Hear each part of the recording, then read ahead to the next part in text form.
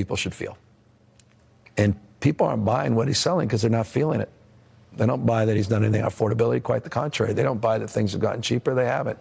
They don't buy that that the country's moving in the right direction. And so he'll spin the yarn around tariffs and somehow someone else pays for it. It's a lie. He'll spin the yarn that never been a stronger economy, more investments in this country and nation's history. All the BS, but it's not landing. I mean, he's like a punch-drunk boxer right now. He's just flailing. He's becoming more of a carny. He's becoming more of a flim-flammer. Dare I say he's a music man now. There's a vacuousness to him. I think it'll be on full display tonight. That was Governor Gavin Newsom during our interview today here in New York. Let me start with you, Claire. You've actually run and won races. So have you, Michael Steele. Yeah. Sorry. Yeah.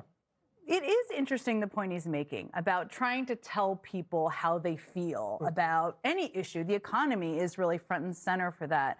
Do you think that's one of the biggest mistakes Trump could make tonight? He can't help himself because it's his reality.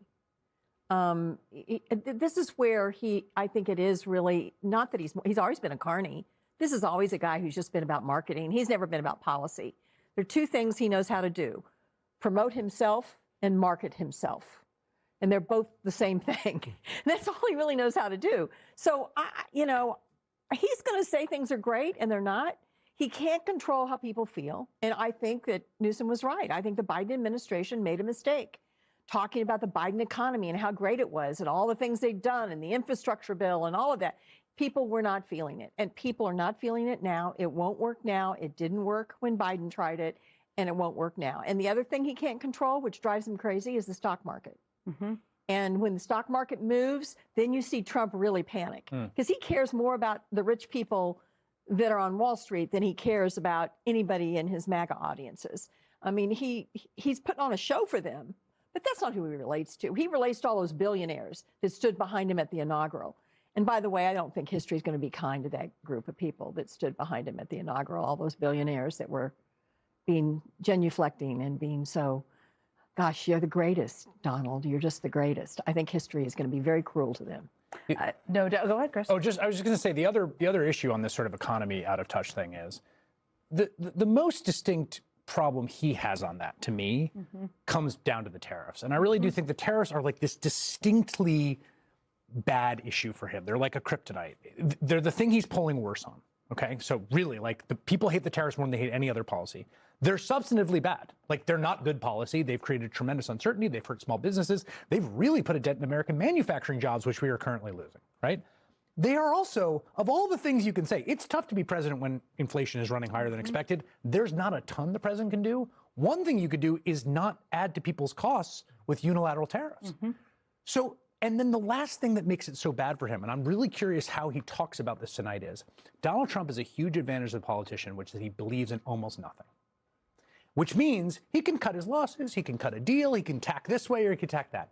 For some reason, one of the very few things the man believes in are tariffs. He has a sincere ideological commitment. I think it's the only sincere ideological commitment he has, other than bigotry and misogyny, basically, and I should get paid more. But, like, he won't let it go. He won't let it go because you can see it in his eyes. The guy really, really loves his tariffs. Because it's become fundamentally about retribution. It's become and power, too, right? He likes to be able, I can slap this on, then I can take it off. I can slap that on, I can take it off.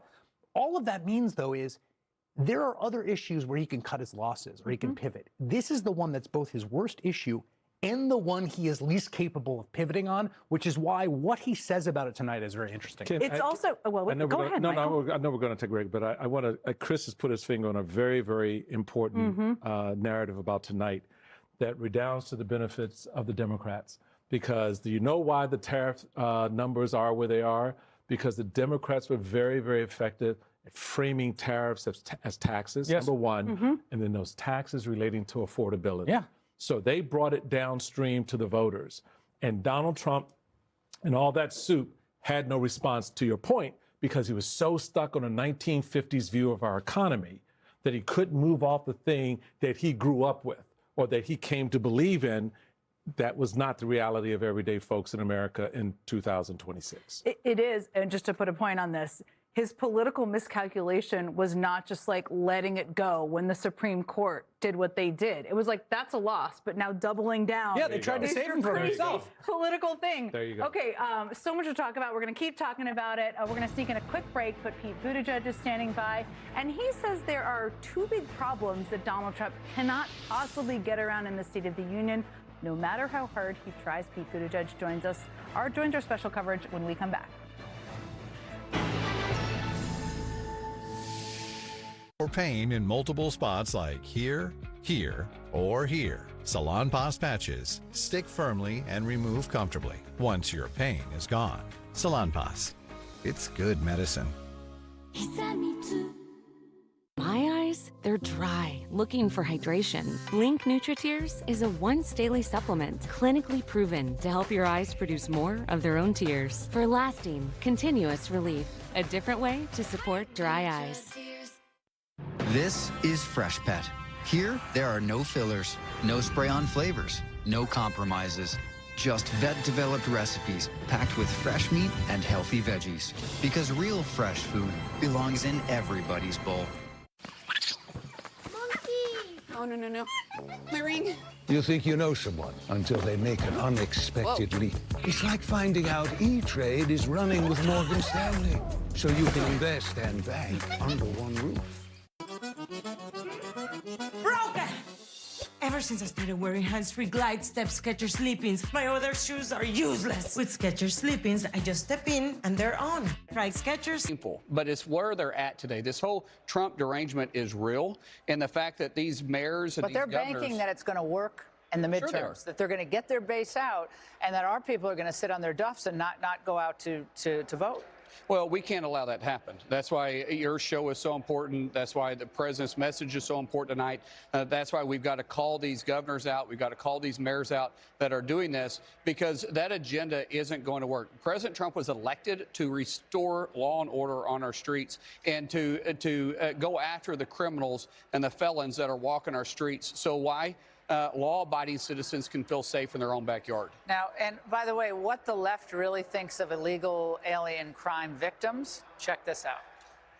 We're actually getting a little preview of kind of the theme of his address later today at the White House when he hosts the so-called angel moms, and so really focusing on immigration. So-called angel moms. I mean, she's a CNN, I guess, panelist. So-called angel mom. I'm sorry. What? That shows their callous heart. I don't know. I mean, there's no excuse for that. I didn't agree with everything Barack Obama did. I didn't agree with everything Joe Biden did. But one thing I would never do is make fun of a family that lost a loved one.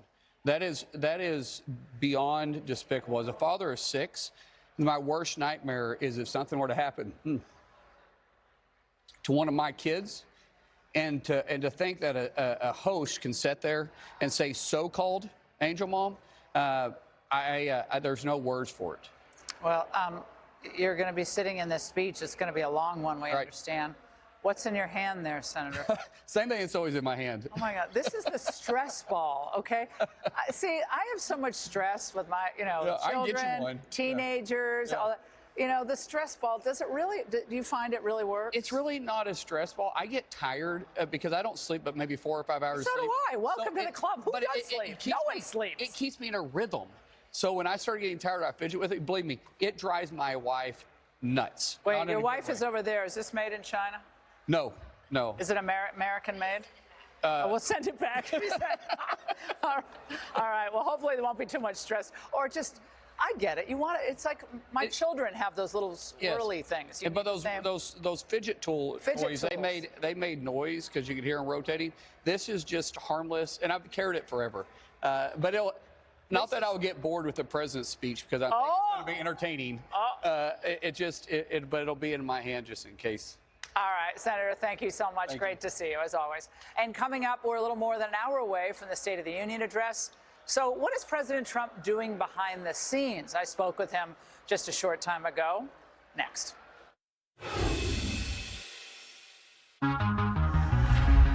Taxes was so taxing. Now taxes is so free. Terrible tax, free edition only. Roughly 37% of filers qualify.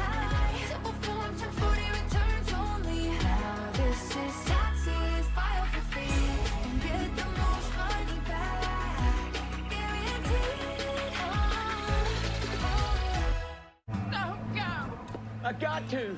It's time to screen for colon cancer. Also, I'm just going to the porch. Cologuard is for people 45 plus at average risk, not high risk. False positive and negative results may occur. Ask your provider or request Cologuard online. Hi, folks. I'd like to tell you about YRefi. Did you know that as an accredited investor, when you invest in YRefi, your interest rate is fixed? And did you know you can invest from 1 to 5 years and you can spread your investment over those terms to best suit your needs? And you have the freedom to take your monthly interest as income or reinvest it, whatever you choose. When you invest in YRefi, your interest is calculated daily and you're paid monthly. Would you like some more information? Just call 877-80-INVEST or log on to investYRefi.com. That's investYRefi.com. For complete details, make sure to review the private placement memorandum and scan this QR code to view the disclosures at your leisure. YRefi, investing in America's future. And this is the Larry Elder Show. Bronchiectasis flares can make you loud. So loud, your flares can feel like they take over. And the worst part? Flares can cause permanent damage to your lungs. It's time to quiet your bronchiectasis flares by preventing as many as you can. Ask a pulmonologist about a different bronchiectasis treatment option that can help. Learn more at treatbe.com. If you have wet AMD or DME, you never want to lose sight of the things you love. And your condition doesn't have to steal the moment. Long-lasting EYLEA HD delivers powerful vision improvements that can save your vision for the future. EYLEA HD is the only treatment for wet AMD and DME that helped at least 8 out of 10 people go up to 4 months between injections after 3 initial monthly treatments. Don't take EYLEA HD if you have an eye infection, eye pain, redness, or are allergic to it. Eye injections like EYLEA HD may cause eye infection, separation of the retina, rare but severe swelling of blood vessels in the eye, or increased eye pressure. There is an uncommon risk of heart attack or stroke.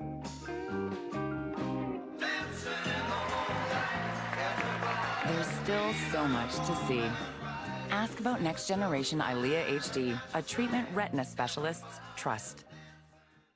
Repair Clinic came to AmericanEagle.com with a pressing need for digital expertise to serve our expanding parts and software business. AmericanEagle.com optimized our website, turning our proprietary data, content, and diagnostics into a powerful platform that reaches more DIYers, pros, and enterprise clients than ever before. If you're looking for an agency who can solve your complex digital challenges, contact AmericanEagle.com today. In the land of Israel, before the Gospels, before the cross, there was David. King Saul, you have nothing to fear from me. Please tell me how to help you. Under the eyes of a mad king, he was hunted. Under the weight of destiny, he stood tall. And under the hand of God, he became a legend. This day, the Lord will conquer you, and I will kill you. I'm Zachary Levi, and this is David, King of Israel. Coming soon to Fox Nation. You ever heard the expression that sometimes the truth is stranger than fiction? I think this is one of those stories. America 250 lives on Fox Nation. This was the spark that lit the torch of liberty. It's where the past, present, and future of our nation come together. This is where a rebellion became a revolution. They didn't set out to change America, but that's what ended up happening. Long live the United States! America 250 on Fox Nation. Sign up and celebrate today. The State of Our Union, as President Trump addresses the nation, what he's accomplished, what's next, and his vision for America. Watch live special coverage with critical insight and analysis, hosted by Brett Baer and Martha McCallum. Tonight on Fox News Channel. President Trump is getting ready at the White House right now to come over here to the U.S. Capitol for his State of the Union address. Fox's senior White House correspondent Peter Ducey is there with the latest. Peter, I spoke with the president about an hour ago or so. He was very upbeat, very optimistic, looking forward for the address. He only has 2 more after this. What is he doing to prepare in these final moments? We know that the president right now is in the residence, and the next time that we will see him, which we expect to be in the next 25-ish minutes, will be when he and the First Lady exit out the back on the south side, where they will get into a limousine. I just walked down Pennsylvania Avenue from the Capitol. That is starting to shut down. There's a police car basically every 25 feet with an officer inside, because the whole world knows basically where the president is going to be tonight. So it is completely sealed off. In terms of what we expect to hear the president talk about in this speech that he has been practicing, we know over the weekend, one of the phone calls that he made to the USA hockey team over in Milan after they won the gold, he was pictured standing at the big podium, which is a replica of the one that they will have in the House chamber. So he was practicing inside the White House this weekend. They're telling us a lot that he's going to mention the economy. This is the first big swing at rebranding the economy ahead of the midterms. This is probably the biggest audience he's going to have before November. Something we have not heard, though, very much. Some very, very senior people around here tell me that it is possible President Trump will talk about this new order that he has given to intelligence agencies and to the Department of War to open up the books on unidentified flying objects and unidentified aerial phenomena, because after we talked to him on Air Force One the other day, the response was so much bigger than they expected here, where it is still quiet for a couple more minutes. Laura? All right, Peter, we'll be watching. Thanks so much. Here to weigh in, Jason Miller, former senior advisor to the Trump transition team, along with Ari Fleischer, Fox News contributor, former White House press secretary. Jason, your prediction with how the president will handle this moment. I am already starting to say there are only two more after this, but this is a big night. Well, are we sure there are only two more? Okay, don't go. They'll have them go crazy now. We'll come back to that. But tonight it's going to be 12 months total transformation. What I mean by that is we're going to hear President Trump talk about how he inherited this country that was at its breaking point, brought us back, brought the economy back, secured the border, did some pretty fabulous things. But it's not just about this first year. It's also about what President Trump is doing going forward, how he's going to lower costs for things like electricity, health insurance, prescription drugs, bringing about millions and millions of new jobs with all this investment that's coming in. But there are two things, Laura, that I think people really need to pay attention to tonight. Number one, President Trump is the master of putting the human face and the human touch, these personal stories to show American Every president does that, but he's really good at it. He's taking it to the next level, but he can do it to show American patriotism, but also the real people impacted positively by his policies. The second thing, he's also the master of the 80-20 issue, the way that he's able to bring people together in common sense things. Watch how the Democrats sit over and over on common sense policies. It'll show just how extreme they are as we're looking ahead to the midterms. All right. Democrat D-listers are hosting their own event right now, Ari Fleischer. They've cleverly called it the State of the Swamp. Check this out. We have a criminal in the White House, a wannabe dictator who wants this country run just for him and to screw everyone else.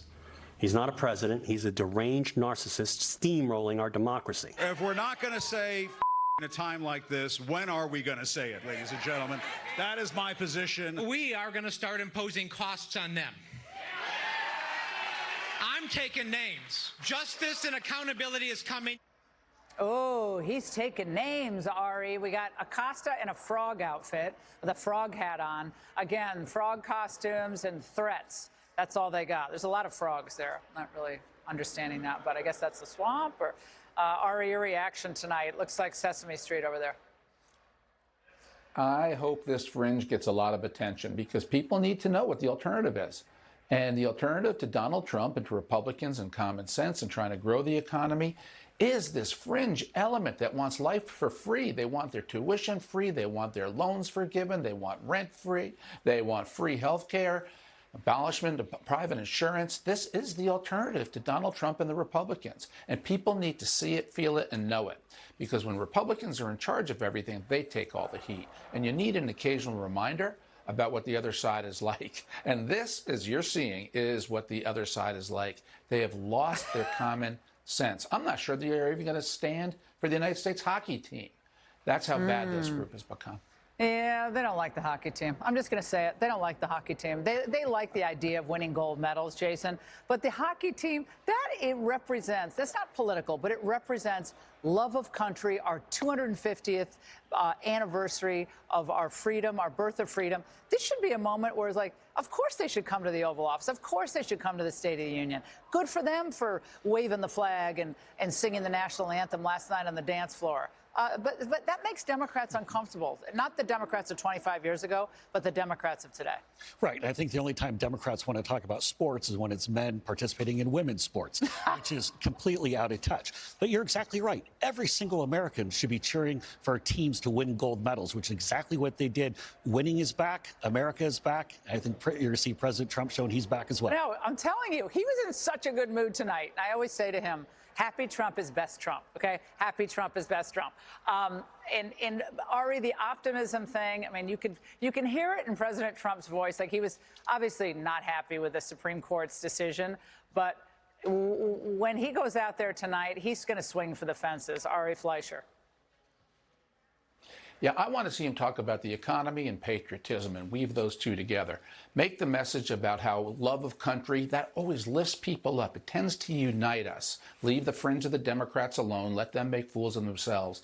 But talk about the growth in the economy and don't overbrag. When you hit a double, don't tell people you hit a home run. A double's good. And this economy is growing. It looks like it's going to get stronger, but don't go out there and tell America you hit 4 grand slams in a row when people know it's a bunch of doubles in a row.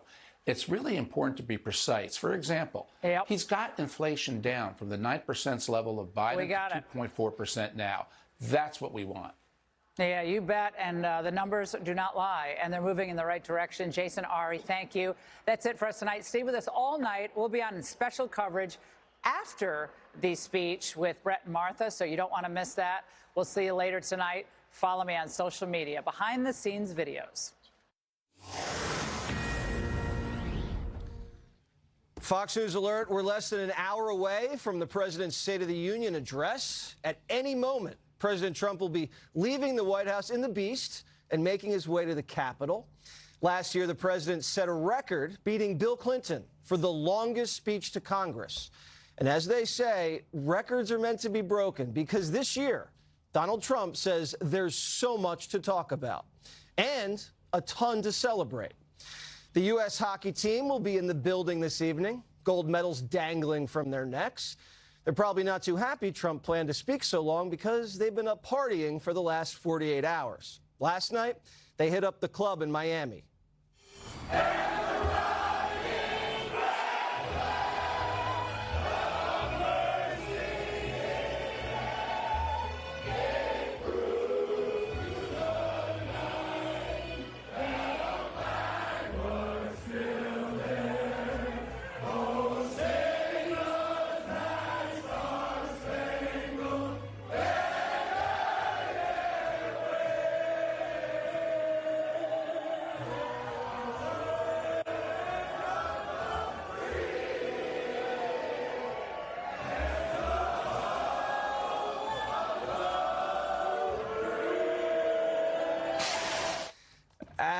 After drinking the place dry, they woke up this morning feeling a little sick, homesick.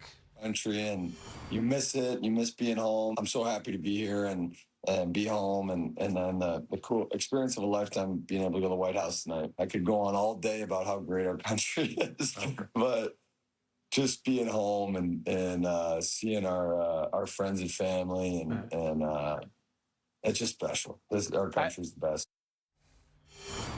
Jack Hughes, who scored the game winner in OT, probably the only guy missing teeth who's been to the White House since the 19th century.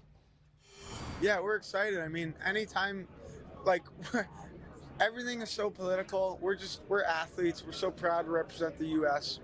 And when you get the chance to go to the White House, meet the president, you know, we're proud to be Americans, and, you know, that's so patriotic. So no matter what your views are, we're super excited to go to the White House tomorrow and just be a part of that. Tonight, the team is going to be in the chamber, and they're going to be fresh off their White House tour, where they got to show off their gold in the Oval. Watch.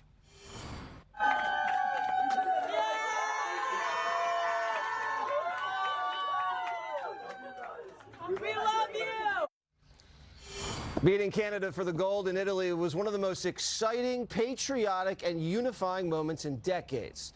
Tonight, the whole country gets the chance to honor the team and bask in the glory of the great American spirit. Doesn't matter left or right, we're all on the same team. But not everybody's going to show up. A record 70 Democrats are boycotting the State of the Union. It's the biggest boycott in history by far. A huge chunk of the Democrat caucus won't be there to give a standing O for America winning a gold. They're boycotting our boys. Some Democrats say they'd rather stick needles in their eyes than go. And for those who are going, Hakeem Jeffries is worried they're going to make a scene. Remember last year, Al Green interrupted the president's speech, screaming and shaking his cane. Last year, Democrats didn't even stand up for a black kid with cancer. Now they're no-showing American hockey. We'll see if they pay a political price, because when you and I don't show up to work, we usually do. The president, who considers himself somewhat of a TV producer, will be weaving personal stories into his address that put a face on his policies. You're going to hear the president share tear-jerking stories of American heroes, past and present, who really exemplify what it means to be a patriotic American. He'll obviously tout the administration's accomplishments over the past year, and he will, of course, lay out a very ambitious agenda, I think, for the working people of this country to make America more affordable and prosperous and safe, and make the American dream more attainable. Waitresses who are making more money after no tax on tips. A husband and wife who were struggling to get pregnant but now can afford the fertility drugs. Erica Kirk will also be a special guest, just 5 months since Charlie was assassinated. Nick Shirley, who cracked the Somali fraud case in Minnesota, he'll be in attendance. And the First Lady will have her very own special guest, who I'm sure will bring a tear to everyone's eyes, maybe even mine. The president's first year of accomplishments are historic. There's been so much action that he's not even getting proper credit. Rates, rent, crime, crossings, all down.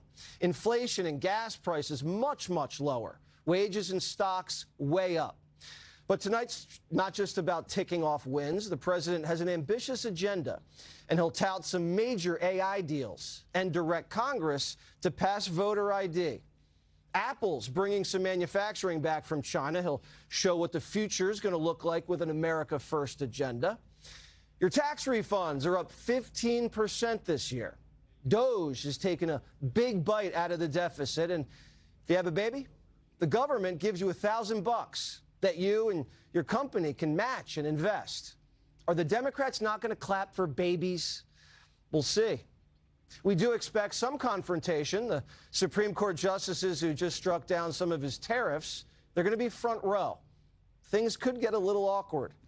And we're hearing Democrats could bring some uninvited guests.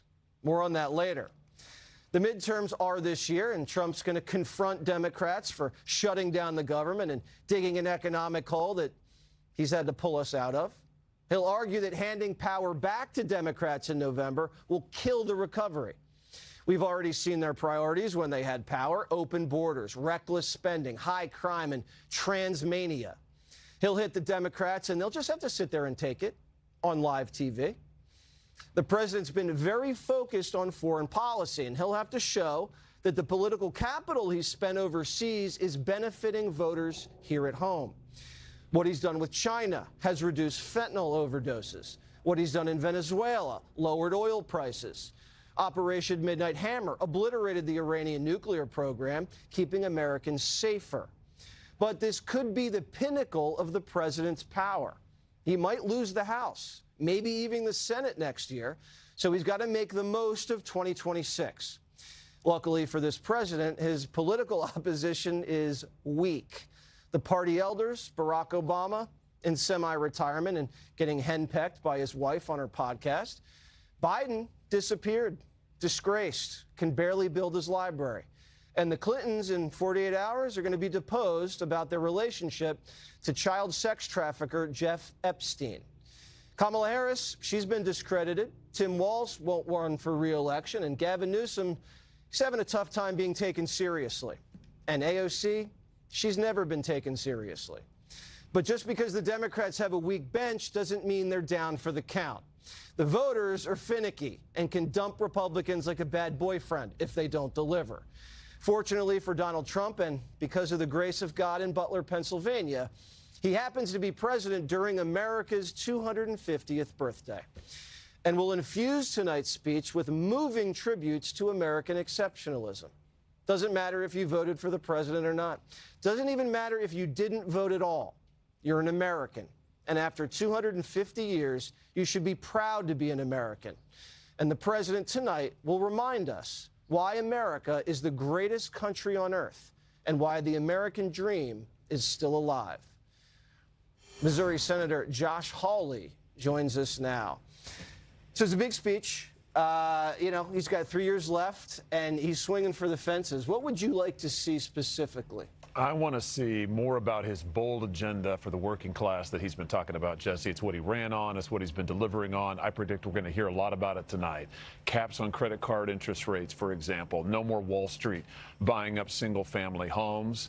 Giving back more of the people's hard-earned money. I think he'll talk about no taxes on tips, no taxes on overtime. I bet we'll also hear about capping the cost of prescription drugs and bringing down the cost of health care, all things that the president has been working on. He's calling on Congress to act. We ought to act, Jesse. We ought to do it. We ought to implement his agenda. If we did that, Republicans would have nothing to worry about in November. Now, the Republicans are going to have a lot to cheer for because he's going to be ticking off a lot of accomplishments.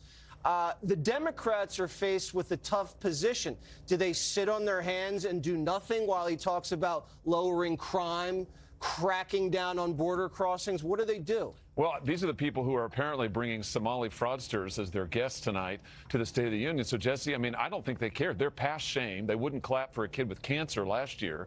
So I expect them to sit there and to dare the American people not to believe their lying eyes. Gas prices are down. Democrats will say, ignore that. People are keeping more of their hard-earned money. Democrats will say, don't remember that. And especially Democrats will not want people to remember that just a few years ago, the border was open. Our cities were overrun with criminals and with gang members. Donald Trump has stopped all of that. He gets the credit. And the hockey team's going to be in attendance. They can't not clap for that. Can you believe, 70 Democrats are no-showing U.S. hockey? At this point, I can believe just about anything. These are the people, Jesse, who ran this country into the ground. They have absolutely no shame. They'd rather go back to the day when they were cheering for men playing women's sports than they would to cheer for our team, our men's team that just won the gold. Yeah, Cash was in the locker room. Since when do Democrats care who's in the locker room? They let anybody in the locker room except Cash Patel. You've been to these. You're going in, about 45 minutes. What's it like in there? It's a terrific, terrific spectacle. There's nothing like it. The President of the United States. I had to sit through all of Joe Biden's. They felt like they were 10 years long, each one of them. Tonight, I don't care how long the President talks. It's going to go by in a blink. He's got so much to be proud of. He will make America proud as he stands and talks. And I think you're going to see a bold president delivering a bold agenda that will make America proud and confident as we go into year 250. He says he's going to go 2 hours plus. That's late. What is that, about a 9:15 start? Maybe. This thing could go till midnight. Is that the right move? Oh, listen, I think that the president always does things his way. He has never stuck to a script that somebody else wrote for him, and look where he is now.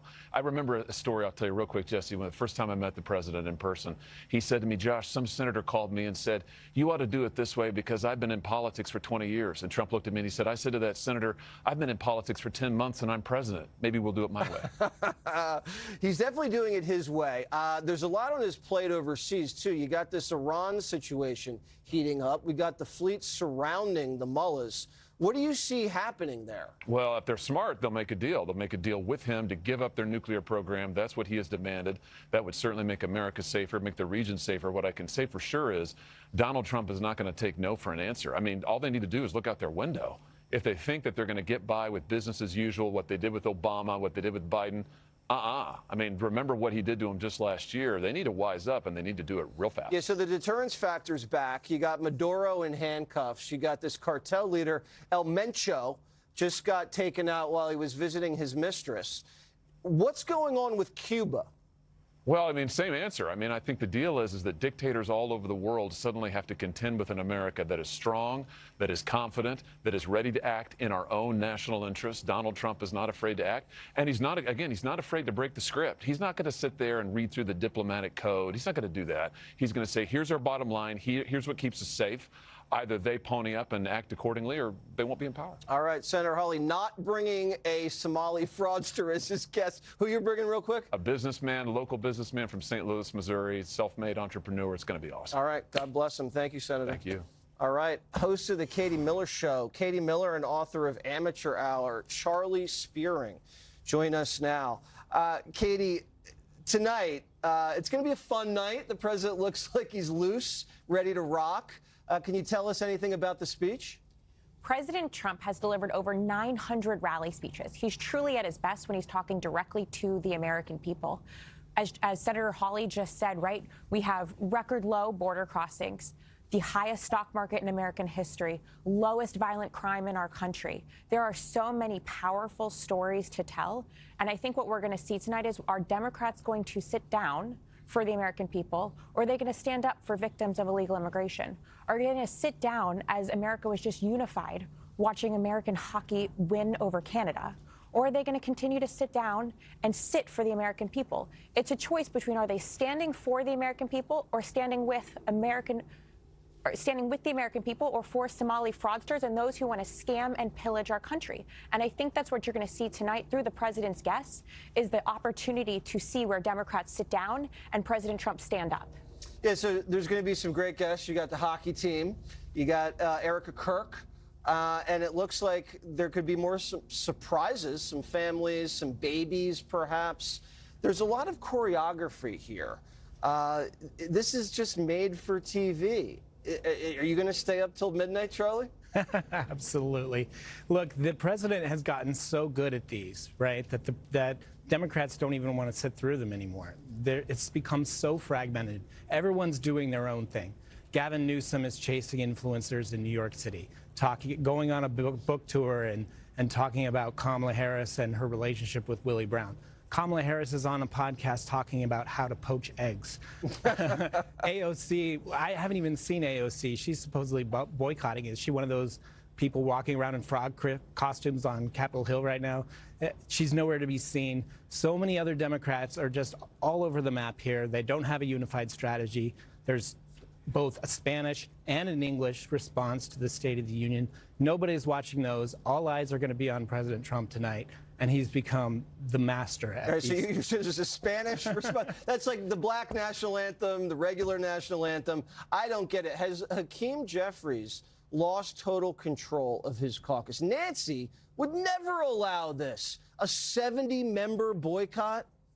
Nancy ruled with an iron fist, and that's not what we're seeing from Hakeem Jeffries. We saw AOC go over to the Munich Security Conference and not know any issues that relates to China, not know any issues as it relates to Taiwan. She couldn't tell you if Venezuela was south of the equator, and now she's railing against war in Iran. No one can take the Democrat Party seriously because they don't have a message. They don't know anything about the world at all, especially as it relates to foreign affairs. They are not prepared to lead our country. And you're going to see that stark contrast tonight.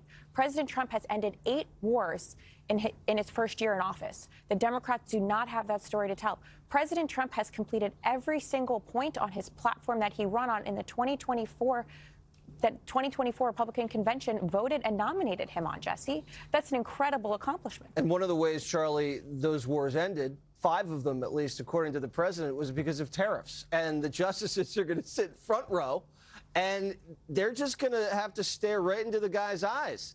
That's not necessarily the most comfortable feeling. What do you see happening with the people in the robes? It was really a crippling blow to the president to have this right before the State of the Union speech, knowing that he was going to go face to face with them.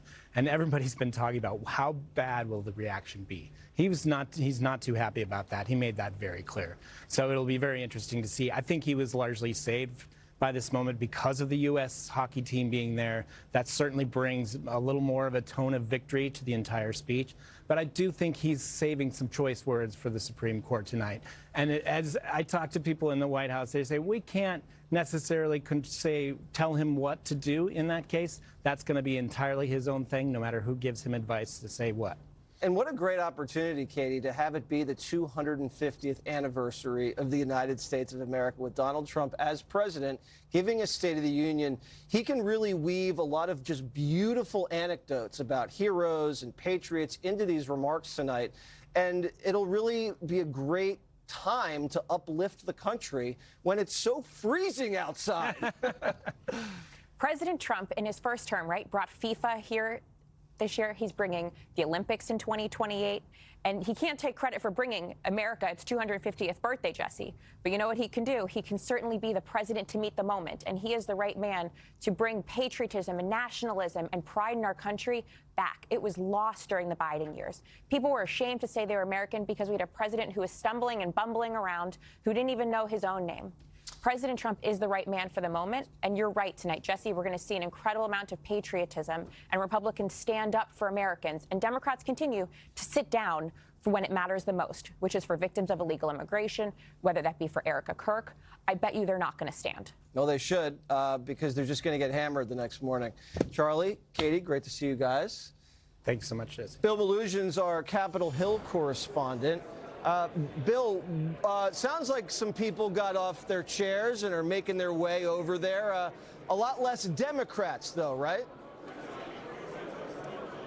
Yeah, Jesse, to your point, there might be quite a few empty seats in the room when this thing kicks off tonight. At last check, we are now up to 73 congressional Democrats who have announced they're going to boycott this speech tonight, and Republicans have been blasting him for it. We caught up with Florida Senator Rick Scott earlier. He made the point that he went to all of President Biden's speeches, even though he said he thought they were horrible and that he was wrecking the country. He says that's not the point. The point is you respect the office. So out of those 73 Democrats who aren't showing up tonight, there's a couple dozen that are actually going to the nearby National Mall where they're going to hold their own rally. They're calling it the, quote, People's State of the Union. It's going to be hosted by former MSNBC host Joy Reid, and it's going to be sponsored by a couple progressive groups. I guess the idea behind that is they think they're going to counter-program President Trump's speech tonight. Then you have a bunch of Democrats who are here tonight but say they're showing up begrudgingly. We heard Minnesota Congresswoman Angie Craig say today that she would, quote, rather stick forks in her eyes than show up here and listen to President Trump speak. But she says she is going to show up because it's the people's house. We heard Hakeem Jeffries kind of take a similar line of thinking, saying he is going to show up. It's the people's house. And, quote, you don't let people run you off your block. He said for the Democrats in the House who are showing up tonight, there's an expectation of them that they will be, quote, silently defiant. Now, there are Democrats who are bringing an assortment of guests tonight. Some of them are bringing victims of Jeffrey Epstein or family members of those victims. Congresswoman Ilhan Omar of Minnesota is bringing 2 people who were arrested by ICE during Operation Metro Surge. On the other side of the coin, you got Texas Senator John Cornyn, a Republican, bringing the Border Patrol Union president. And then in more of a bipartisan manner, you've got the Iowa delegation of Congress showing up here with the family members of those 2 fallen Iowa National Guard soldiers who were killed in December, killed in action in Syria. Now, as those Democrats are trying to have these counter-programming events, who is actually going to be delivering the Democrat response tonight? That's going to be Virginia's new governor, Abigail Spanberger. And we caught up with Republican Senator Tommy Tuberville of Alabama earlier, and he was kind of clowning the fact that Spanberger is delivering the response tonight. He said he loves that it's her, but he called her, quote, a communist, said she ran the campaign in Virginia as a moderate, then took office and became a communist. So he said he thinks it's perfect that she's going to be delivering the response tonight. Jesse, just to put a bow on this, the big question is there going to be any drama tonight, right? Because we certainly had it last year. We all remember Texas Congressman, Democrat Al Green. He had that outburst last year, was raising his cane. He eventually got escorted out of the chamber. You're going to have 73 Democrats who aren't in there tonight. So we'll have to wait and see. It sounds like this is going to be potentially a pretty long one. We heard you talking about the fact that the president said he might go over 2 hours for this one. We'll see. But behind the camera right now, Jesse, I'm watching everybody stream into the chamber. I've seen all of the cabinet secretaries show up. Pam Bondi, Pete Hegseth, Kristi Noem, Scott Bessent. We also saw CIA Director John Ratcliffe walk in. So everyone's buckling up, and we're waiting to see what the night brings. We'll send it back to you. Have you seen Al Green with his cane? I have not, but I'm keeping an eye out for him. All right. You tell me, if you see the cane, you confiscate it, okay? Take that cane away. Thank you so much, Bill. Thanks. Any moment, Trump departs the White House. A live report. Next.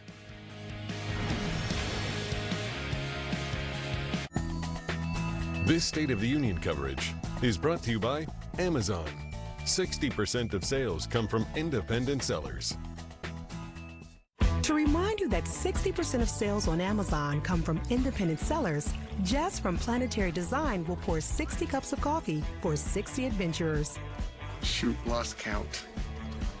Shop small business on Amazon. To remind you that 60% of sales on Amazon come from independent sellers, John from Bluecorn Beeswax will light 60 candles for Marv and Ethel's 60th wedding anniversary. Marv? Ethel? Shop small business on Amazon. Hi, folks. I'd like to tell you about YRefi. Did you know that as an accredited investor, when you invest in YRefi, your interest rate is fixed? And did you know you can invest from 1 to 5 years and you can spread your investment over those terms to best suit your needs? And you have the freedom to take your monthly interest as income or reinvest it, whatever you choose. When you invest in YRefi, your interest is calculated daily and you're paid monthly. Would you like some more information? Just call 877-80-INVEST or log on to investYRefi.com. That's investYRefi.com. For complete details, make sure to review the private placement memorandum and scan this QR code to view the disclosures at your leisure. YRefi, investing in America's future. And this is the Larry Otis Show. Advil liquid gels are faster and stronger than Tylenol rapid release gels. Also from Advil, Advil Targeted Relief, the only topical with 4 powerful pain-fighting ingredients that start working on contact and lasts up to 8 hours. Zepbound? Watch this. When I'm not feeling stuck losing the pounds, only to gain them back again. Zepbound helps adults with obesity lose weight and keep it off. Watch this. People taking it lost up to 48 pounds. In a study, people using Zepbound lost an average of 50 pounds compared to an average of 33 pounds with the Wegovy injection. Watch this. Don't share needles or pens or reuse needles. Don't take if allergic to it or if you or someone in your family had MTC or MEN2. Tell your doctor if you get a lump or swelling in your neck. Stop Zepbound and call your doctor if you have severe stomach pain or a serious allergic reaction. Severe side effects may include inflamed pancreas or gallbladder problems. Tell your doctor if you experience vision changes, depression or suicidal thoughts before scheduled procedures with anesthesia. If you're nursing, pregnant, plan to be, or taking birth control pills. Taking Zepbound with a sulfonylurea or insulin may cause low blood sugar. Side effects include nausea, diarrhea, and vomiting, which can cause dehydration and worsen kidney problems. Ask your doctor about Zepbound. Watch this. This is the true story of Alex. Recently promoted, he was earning more, but investing for the future, I definitely needed a plan. With his advisor Dennis, Alex invested his savings into 3 accounts. One for now, one for later, and of course, his retirement. A plan in motion put the future in focus. The wedding, the barndominium, kids. Maybe kids. The point here, Alex has more than big goals for his future. He's got a plan to get there. I'm a retiree. I'm living on a pension. I get a bill for almost $40,000 from the IRS. There's no way I can pay that, but Tax Relief Advocates got that down to $3,200. That is a miracle in my book. At Tax Relief Advocates, we may be able to significantly reduce and even eliminate what you owe the IRS. I heard their advertisement on the radio, and I made the call that changed everything. Call 800-404-1416. 800-404-1416. Why spend weeks and overpay for stone when you can get the same high-end look in just hours with GenStone? These easy-to-install GenStone panels give your home the look of real stone for about half the cost. And now with the GenStone Visualizer, you can upload a photo of your home and instantly see how GenStone would enhance your home. Choose your perfect color and bring your vision to life.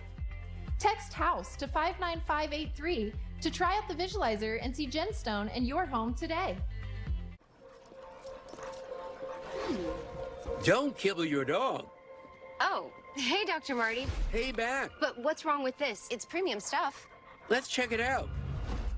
It's still kibble, which means it's ultra-processed at extremely high temperatures that destroy the nutrients in the food. But at Dr. Marty, we gently freeze-dried premium meats, fruits, and vegetables, locking in their nutrients. Never kibbled.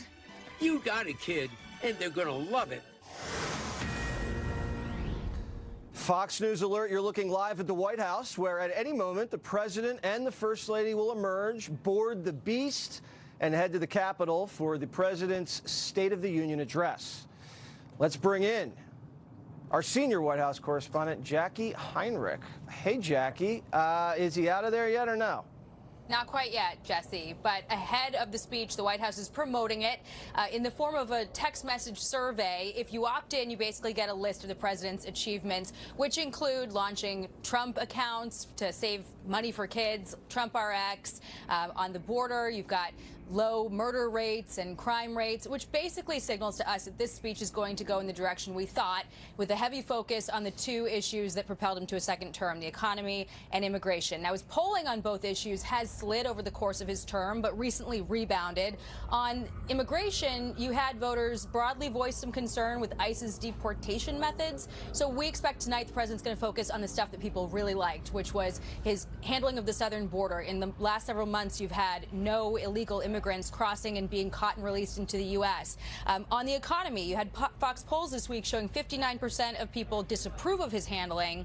Now, inflation has cooled considerably, but prices are still high. So we expect him to hit the highlight reel we usually see, which includes mentions of record stock market highs, cheaper gas, cooling inflation, good jobs data, and big tax returns ahead this year because of the big, beautiful bill. A challenge for the president tonight is that he's going to make this address to Congress with a partial government shutdown. We expect him to slam the Democrats for that. And also in front of these Supreme Court justices who just yanked away his favorite tool to force trade deals and peace deals, the Emergency Tariff Authority. Yet to be seen whether he's going to have some choice words for the justices that'll be right in front of him. But the White House has its own expectations of what might happen with a bingo card they just put out. Some stuff is more likely than others. The economy is so hot, I bet he will do that. But unlikely, Canada becomes the 51st state after the Olympic hockey loss. I guess anything's possible, though. We'll see. I thought those were the stakes. I thought it was if we win, we get Canada. We'll Jackie, see. good to see you. Thank you so much. Stay warm. No, not yet. All right, and the president should be leaving the White House any minute right now. We're going to go to Kentucky Congressman James Comer. Congressman, I think on Thursday, you're going to be interviewing Bill and Hillary Clinton. I believe that's under oath, correct? Correct, 100%. It's a real legal deposition. They're going to be sworn in. All their questions they're going to have to answer under oath, or they're going to commit perjury. We depose Hillary Clinton on Thursday and then Bill Clinton on Friday. You're going to see several hours of tough questions from Republicans. Okay, so that's definitely going to be something we're going to be paying a lot of attention to. Yeah. Tonight's speech, obviously we're hearing already a hard economic and border message. What does he need to say specifically to get the people in Kentucky fired up? Well, he needs to remind everyone about the accomplishments and take people back a year to when Joe Biden was president and we had Biden inflation. We had a wide open border. We had so many cities that were in flames because of rampant crime. And look at where we are today. The border's secure. He's getting inflation down. We've still got a ways to go, but from what he inherited to where we are now, we've seen significant improvements. He's going to talk about his vision for the future because he's not finished. We've got a lot of work to do, and some of my colleagues in the House, unfortunately, and several in the Senate, think that just by passing the big beautiful bill, we need to pat ourselves on the back, and that's it. And that's not it. The president campaigned on an aggressive agenda. He wants to focus on affordability. He wants to talk about health care. He's not shying away from health care. The Democrats have ruined health care. He's going to remind people that, and hopefully we can focus on ways to make prescription drugs cheaper, health care more affordable, and try to get inflation down and make America first and continue to attract good paying manufacturing jobs back to the United States. Congressman, right now we're looking at the president and the First Lady, Melania. leave the White House and go into the Beast. The indestructible Beast can sustain all kinds of terrorist attacks. Anything you throw at it, that Beast will repel it. And what is it, about a 15-minute ride over to the Capitol, and we'll be following that. I'm sure he's finished the speech, unless he's doing any last-minute adjustments. You talked about the agenda in the House. We did pass the big, beautiful bill. You said the president is going to focus on health care legislation. And what else in this year? Well, I think, obviously we passed the SAVE Act. We should have national ID. You should prove you're an American citizen before you vote. And anyone who opposes that must try to, in some ways, support cheating in elections, because it's not discriminatory to show your ID. I had to show my ID 3 times to get to this point in the Capitol today, and I'm a member of Congress and have a congressional pin on. So I wasn't offended Congressman, by that. you have to just the way show it is. In New York City 5 forms of ID just to shovel snow. Yeah. So if you need 5 to shovel, surely you could provide 1 to vote. Congressman, good to see you. Let us know how that deposition goes of the Clintons later on in this week. I'm sure they'll be perfectly honest. Thank you. Oh, yeah. Outkick.com founder Clay Travis joins me now. Clay, you're going to see the hockey team. They're going to be teeth missing, maybe some droopy eyes after the club in Miami. What a great moment for the country as you see the president and the Beast with the First Lady rolling over to the Capitol as we speak. You ready for tonight? I am ready for tonight. I am poised, primed, and I do think culturally, Jesse, what we saw from the U.S. men's hockey team, we made American hockey great again. We won the gold medal. We kicked Canada's ass. And if you see these guys singing along to Lee Greenwood, or you see them singing along to our national anthem in 11 nightclub, you see them singing along to Toby Keith, I think what young men in America are telling us is they're over the woke BS. They've seen it for long enough, and they are punching back aggressively against it. And in that way, I think the U.S. men's hockey team is actually reflective of other men who don't happen to be athletes around their own age, more so than they're leading the charge. I loved it. I don't know that I've ever been, frankly, prouder to be an American than when we kicked Canada's ass and seeing America, to a large extent, united around this team like we were. I was too young to remember it back in 1980. Oh, you were? I thought you were like 40 in 1980. You look good, though, Clay. I just look like it, Jesse. The dye jobs are no. How great is it? They're singing the national anthem at the club. Had they ever in the history of a Miami club sung the national anthem? You're right about the culture. I mean, This thing has shifted so fast from where we were just a year ago. Jesse, the strippers in 11 put their hands over the heart while they were singing the national anthem. It's the proudest American moment of all time. Even the strippers stopped working to sing the national anthem in honor of the U.S. men's hockey team. And by the way, I'm surprised you're not making that $30 an hour shoveling out on the street right now. We're looking at the vice president. Enter the chamber, shaking everybody's hands. Everybody wants a photo. He's going to be sitting down, next to Mike Johnson, right behind the president when he delivers this. It's going to be a long one. There's going to be records broken, but culturally, the shift has been so poignant. We went from DEI, we went from CRT, we went from political correctness. You were afraid to speak your mind in America, and it's just amazing how that's changed so quickly. You have to keep the momentum going, though, because you could have these things taken away like that. Completely. And look, we set a record in the Winter Olympics for most gold medals ever. We got 12. That broke the record of 10 set back in 2002. And I understand some people say, oh, why does how we do in the Olympics matter? It matters because the story we're telling is one of exceptionalism. It's one of the meritocracy, the best man or woman wins, not the best man pretending to be a woman. And it's something that is uniting. And the people who hate what we are doing right now are trying to use sports to divide us. but it's not working. This was the most watched sporting event, early morning start in the history of the United States. I think a lot of people have been captivated by Alyssa Liu, by this team of men and women. And I think the reaction they're going to get in the State of the Union, that hockey team, in addition to J.D. Vance and Donald Trump, is going to be great. Yeah, it's going to be great. 26 million people at about 10:30 in the morning watching hockey. That's just crazy. Yes. It is crazy. And I love it, and the country loves it, and there's going to be a sensational moment this evening as we all give him a standing out. Clay, good to see you. We'll see you soon. Behave yourself. Yeah, good to see you, Bill Jesse. Malugin. Enjoy the state. Our Capitol Hill correspondent. So we're watching the vice president come in, taking some photos, some selfie time. Looks like Barrasso out of Wyoming's right behind him. You're seeing the Majority Leader John Thune. I mean, this is a great spectacle to watch these guys press the flesh, get some photos. Who else are you seeing come in? Well, Jesse, just to give you a little extra color, a few moments ago we saw Senator Fetterman walk by us into the chamber. He's wearing a suit tonight. He's rocking a suit for the State of the Union, so he's dressed up tonight.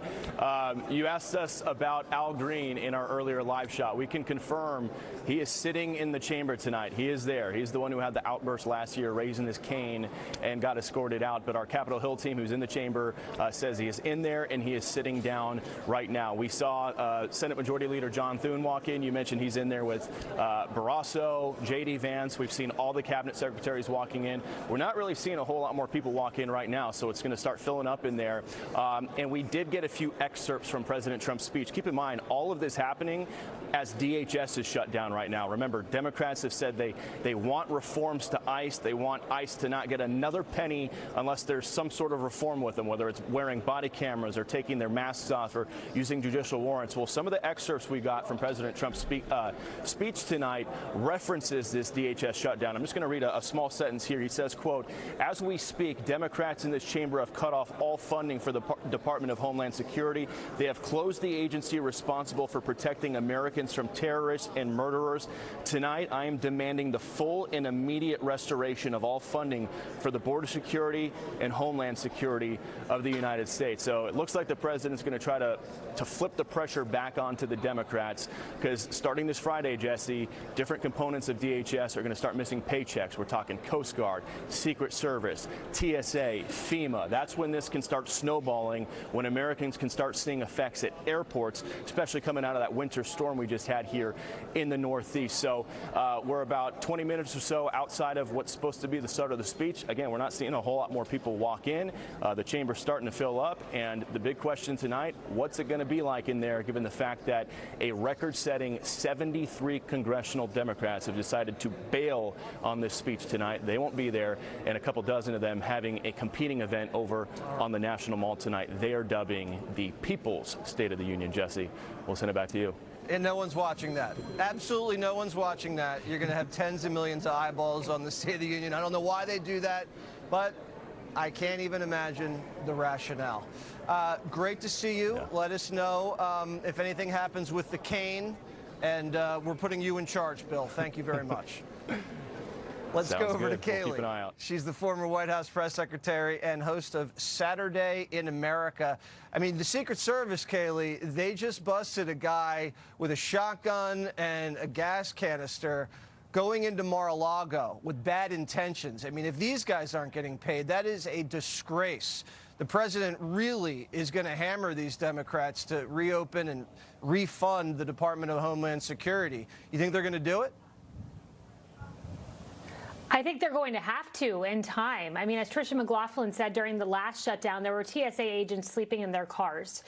So this is untenable for Democrats to keep this up. But Jesse, I'm reading the president's remarks right now, at least a portion of them.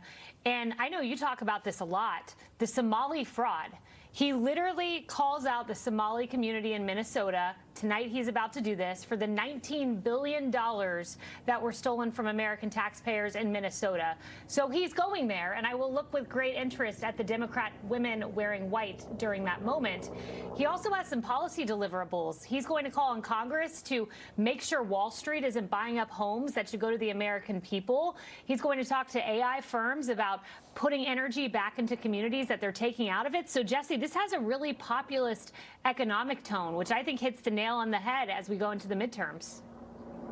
Well, I like that because that's something even Democrats can get behind. You don't want big Wall Street banks sucking up all the housing inventory when people are having enough time buying homes.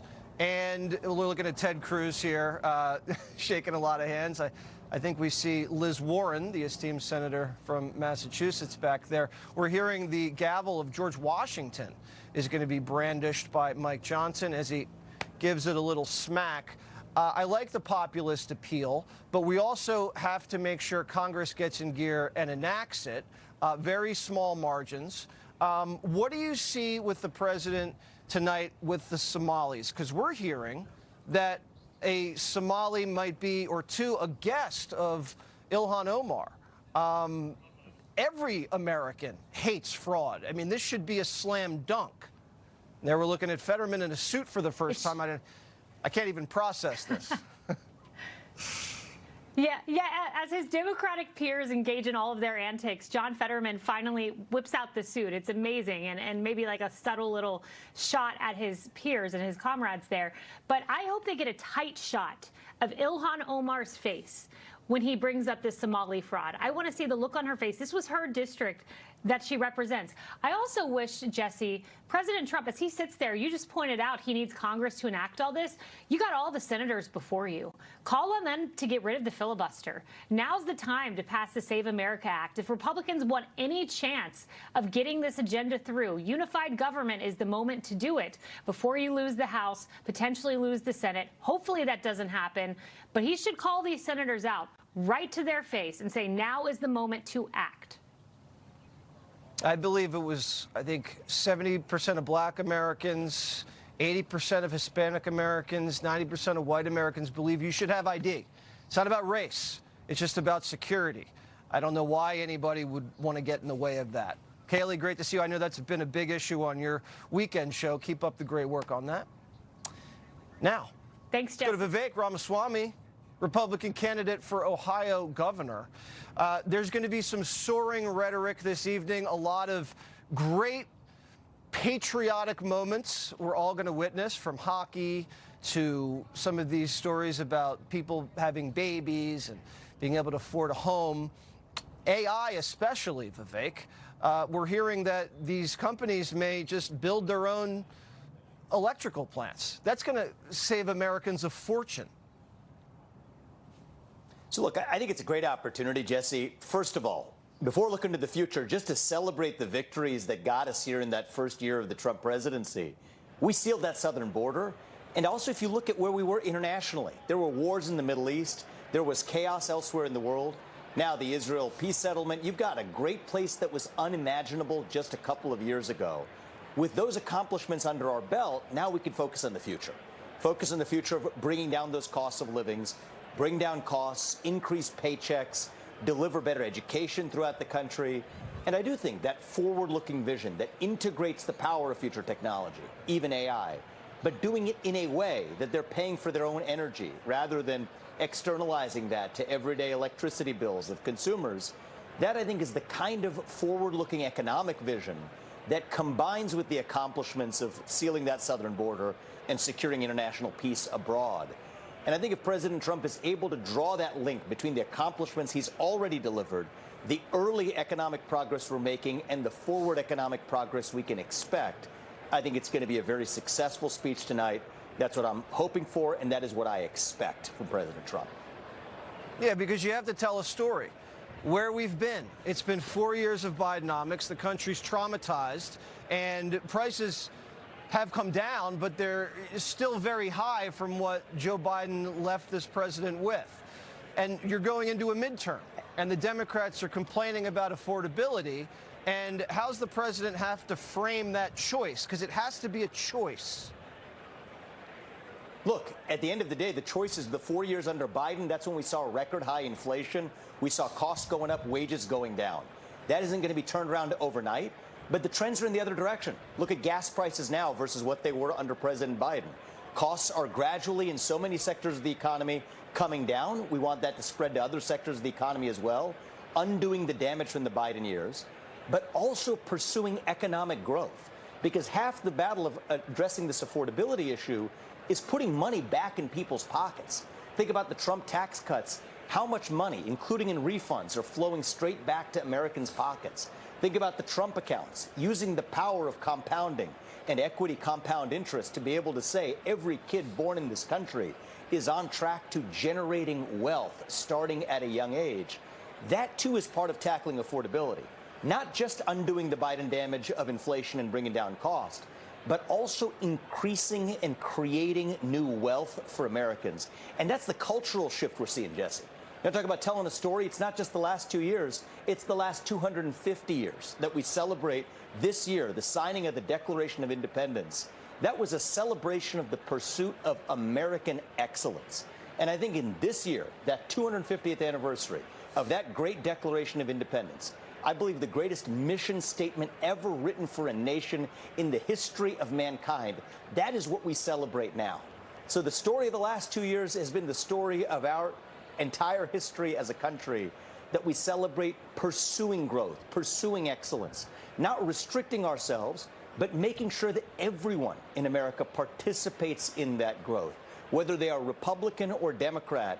Those policies that are bringing down costs, increasing paychecks, improving our schools, and having sealed that southern border, those serve not just the people who voted for President Trump, but even for those Democrats who did not. And I think President Trump deserves to be able to deliver that message clearly. I hope he does that tonight so that people across this country, from my home state of Ohio to coast, understand this is a president who has come back to deliver for them, for us, in celebrating this country, the greatest country known to the history of man, being led by a commander-in-chief who actually believes in that country. That's what I want to see come across tonight. Very well said, Vivek, because he ran on restoring the American dream, that the Biden-Harris administration crushed it, and he was going to come back and deliver it once again. And if he can inspire that hope and that patriotism to be able to deliver for everybody, no matter race, creed, or color, home run. And I think he has the tools to do it, and it'll be a great crowd to watch it. Vivek, good luck in your race. That's all for us tonight. Brett and Martha are going to be picking up our special coverage.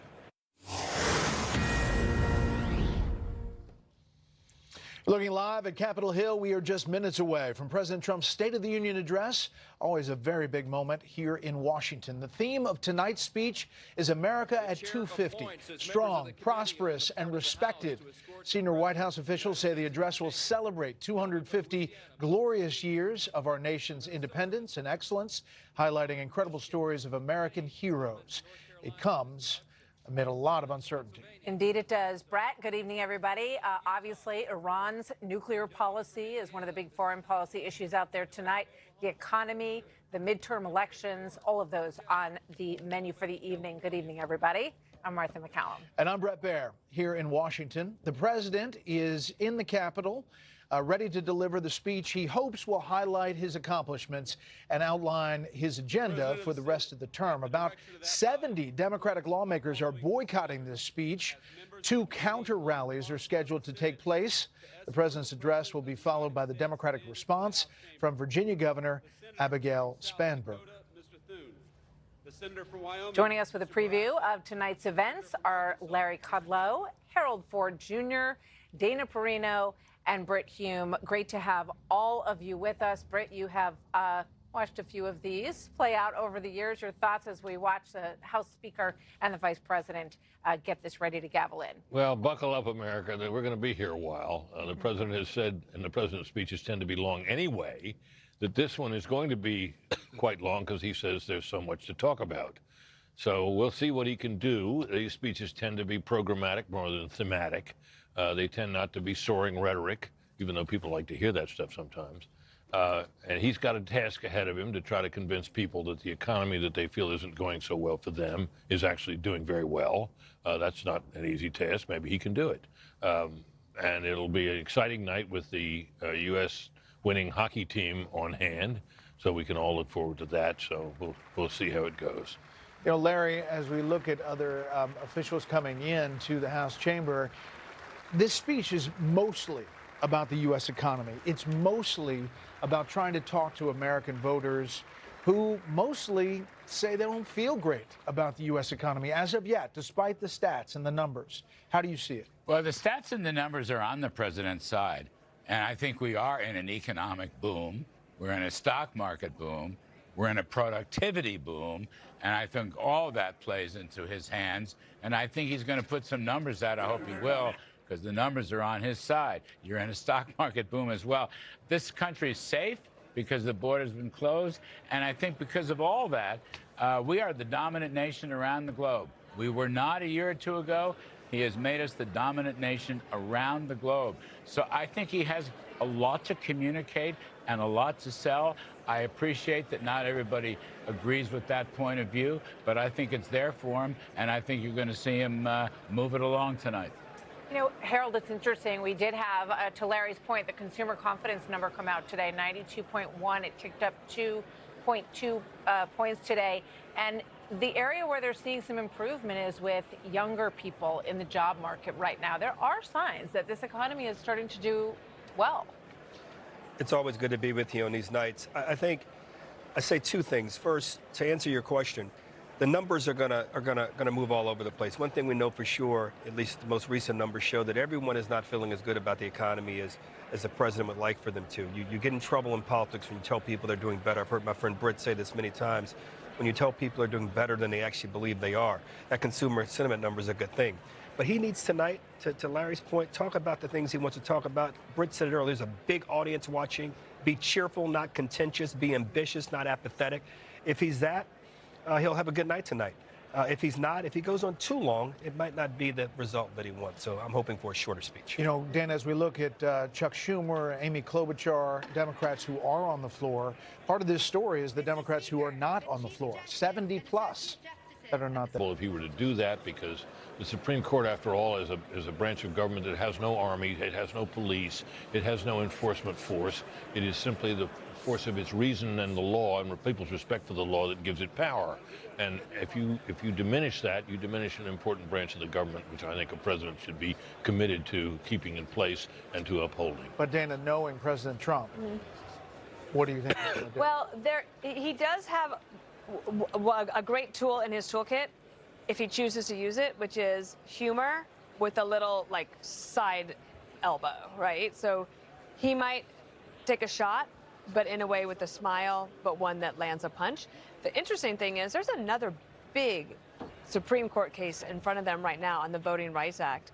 And while the tariff case was largely agreed by most that was going to fail at the court, the Voting Rights Act one is likely to go his way. So I wouldn't be too mean to him. And that's a good incentive for him, perhaps, to hold his tongue a little bit, because that decision could sway, 13 to 15 potential seats. Maybe 19. Absolutely. Yeah. So it's a big decision. I think that he has I think he's indicated he kind of has settled down since his original sort of angry response to all of this. And I think it's good for Amy Coney Barrett that she is there. There's only a handful. Usually there's a larger number of justices at this. There's Kavanaugh, who he has indicated is one of his favorites at the moment because he voted the way the president, or his opinion went the way the president wanted it to. But I don't think you're going to see these feathers get too ruffled in the black robes in the front row, regardless of what the president has to say on that issue. There's the second lady, Usha Vance, waiting for this to get started. I want to bring in Laura Ingraham to our coverage on our panel. Laura, good evening. Fancy meeting you guys. Hey, here you are. Yeah, fantastic. How do you think this plays out tonight, and how do you see it as it sets up for this speech? Well, I talked to him about an hour and a half ago, right before my show, and he sounded really calm, and he sounded really positive. And I sound surprised when I said it, but you can be kind of rough. But he's very, very positive, and he said, we just have a great story to tell, and it's only going to get better. And that was interesting because, as Dana, you talked about on the 5, the optimism wins the day here. I mean, not everybody's going to feel this economy in the way he wants them to feel it, not yet. But optimism about our 250th birthday, what we hope for our next generation, and the sacrifices of, there's the First Lady, obviously walking through to huge applause. But he was extremely, he seemed really at ease and really ready to go. He wished it was starting earlier. Let's listen in. That's the First Lady and Barron Trump.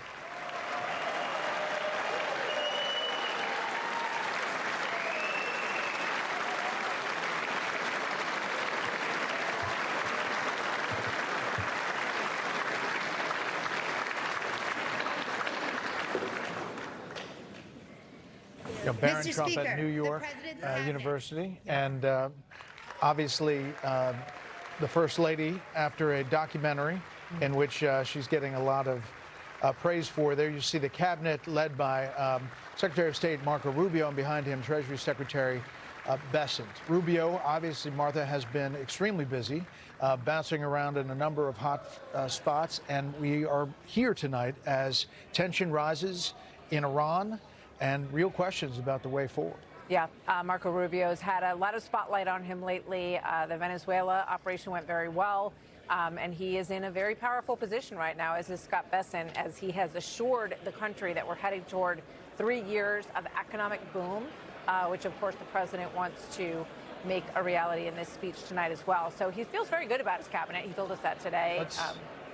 Let's take a moment and listen to the action on the floor as we pause to the top of the hour on our special coverage of the President's State of the Union address.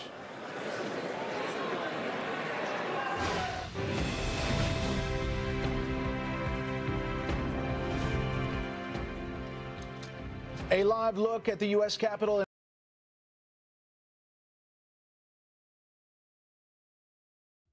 All right, here we go. We get ready to get into this with the President of the United States giving his State of the Union address.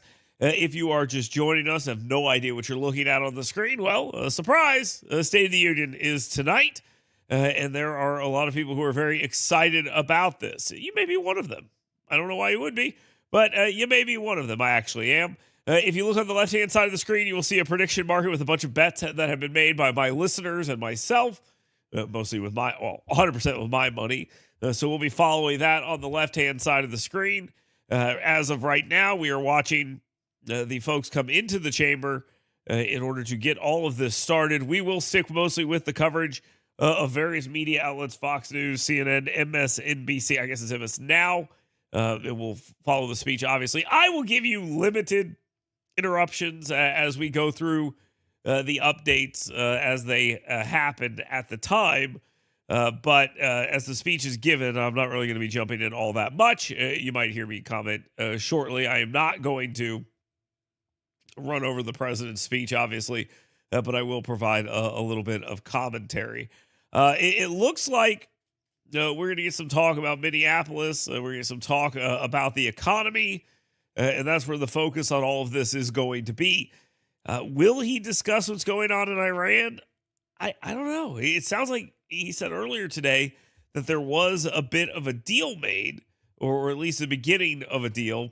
And the president, the president of the United States loves these framework of a deal things. So that will be a fun thing for them to get into, obviously.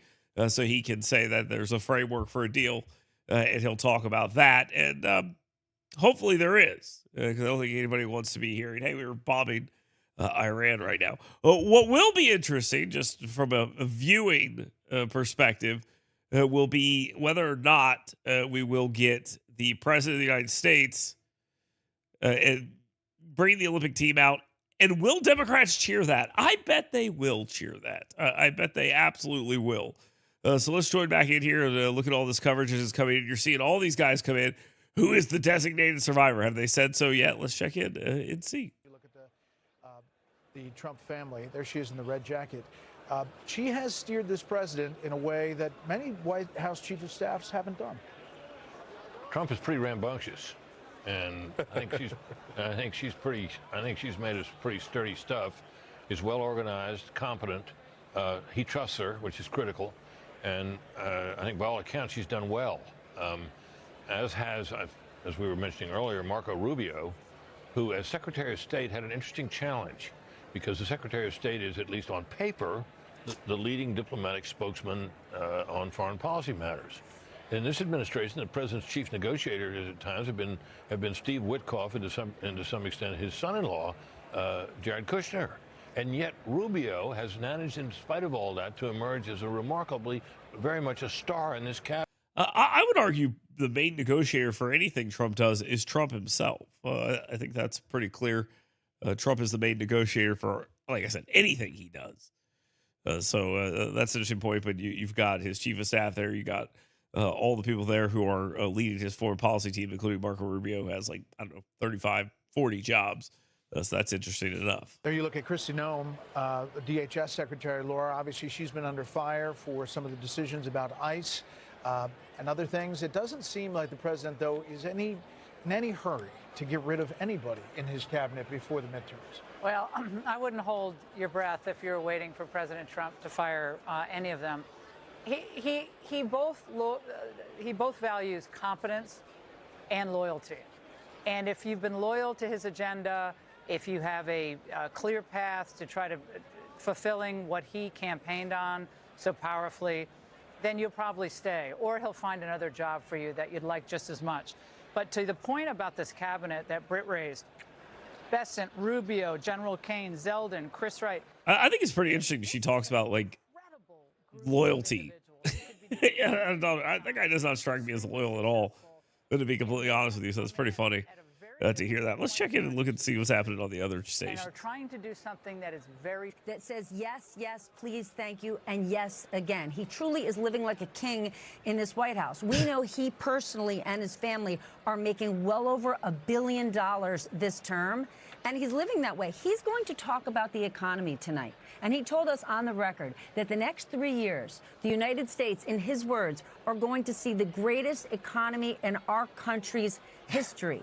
Juxtapose that with what his polling is, with what consumer confidence is, and you can't even compare the two. It's as though his vantage point of the American people and the economy ends at the end of the Mar-a-Lago property because he spends his weekends there. Donald Trump is just about trying to make money and nothing else. So I see that MSNBC is on their normal stuff. Let's check in with CNN. The aisle there. Another thing that stands out to me, too, is Lutnick has Casey been Hunt. under some degree of fire for ties to Jeffrey Epstein, what he said in public about lies, what he claimed in public, and then, of course, what the files revealed about him. And, of course, you're seeing the Democrats, some of the Democrats that are there in the audience, of course, bringing survivors of Epstein, Virginia Giuffre's brother, there in the crowd. They're also wearing pins that say, release the files, the Speaker Emerita and Nancy Pelosi. And they've also brought sex traffickers in there as well, so that's worth noting too. So let's give me a break. Mr. Speaker, the president.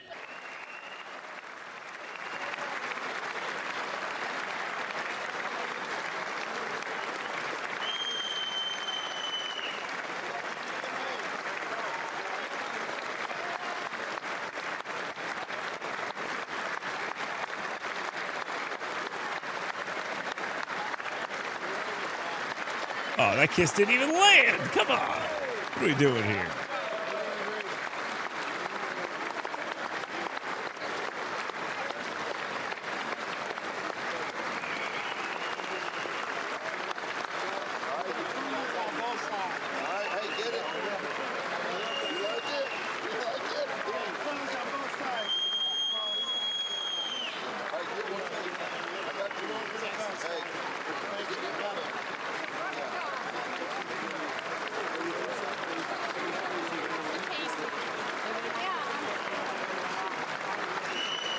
You're not seeing a lot of Democrats running out there to kiss his butt. That's one thing that you sometimes see, not with Trump. They didn't want to walk him in the chamber.